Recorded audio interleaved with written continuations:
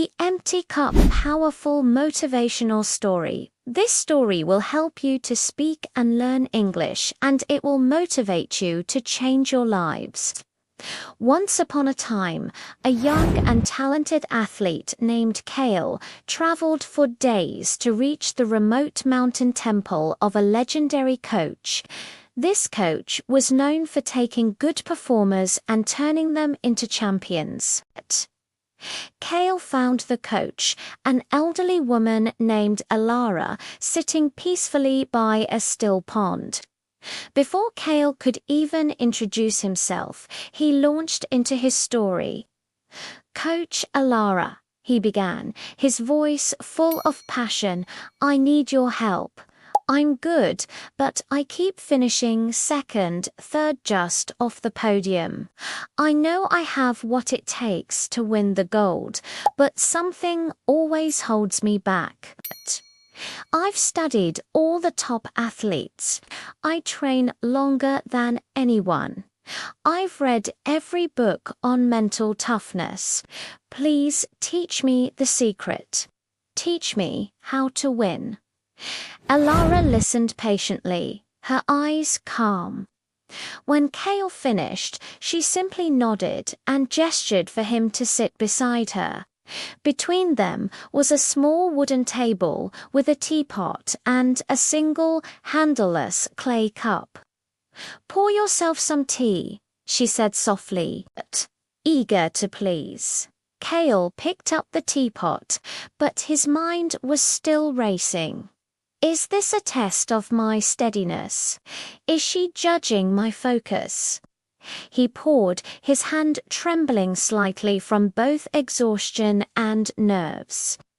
The dark liquid filled the cup, and he continued to pour, determined to show his diligence. The cup overflowed, spilling a dark puddle across the table and onto his lap. "Stop, it's full," Kale said, pulling the teapot back in frustration. "It can't hold any more." Alara looked at him, her gaze piercingly kind. "Yes," she said, "it is full, and so are you." Kale was taken aback. "What do you mean? Like this cup, your mind is completely full," she explained. "It is full of your past failures, the stumbles, the nut. It is full of other people's techniques, theories from books, and the loud, desperate desire for a gold medal. There is so much noise in you, Kale, that there is no space for the only thing that truly matters." "What's that?" Kale whispered, the truth of her words beginning to dawn on him. "The present moment," Alara said. "True power isn't added. It's revealed when we let go of what is blocking it. You cannot learn true focus if your mind is already focused on the outcome. You cannot find perfect balance if your spirit is weighed down by the memory of your last fall." She reached out and gently tipped the full cup over, emptying it onto the ground. She righted the empty cup. It was clean, open, and ready. "Your first and most important lesson," Alara said, her voice now filled with a quiet power, "is to empty your cup. Empty your mind of the how-to from others and learn to listen to your own body. Empty your heart of the fear of losing, and you will find the courage to perform. Empty your spirit of the obsession with the gold medal, and you will rediscover the pure love for your sport that brought you here in the first place." She placed the teapot back in his hands. "Be formless, like the water in this pond. A rigid plan shatters upon impact, but water, it adapts. It flows, it fills any space it is given.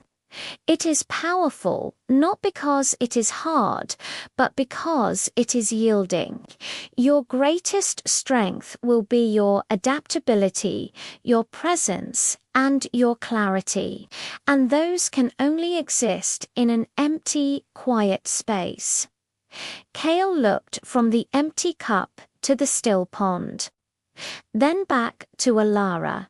For the first time in years, he took a deep, genuine breath. He felt the weight of his own expectations begin to lift. He wasn't just a competitor seeking a prize.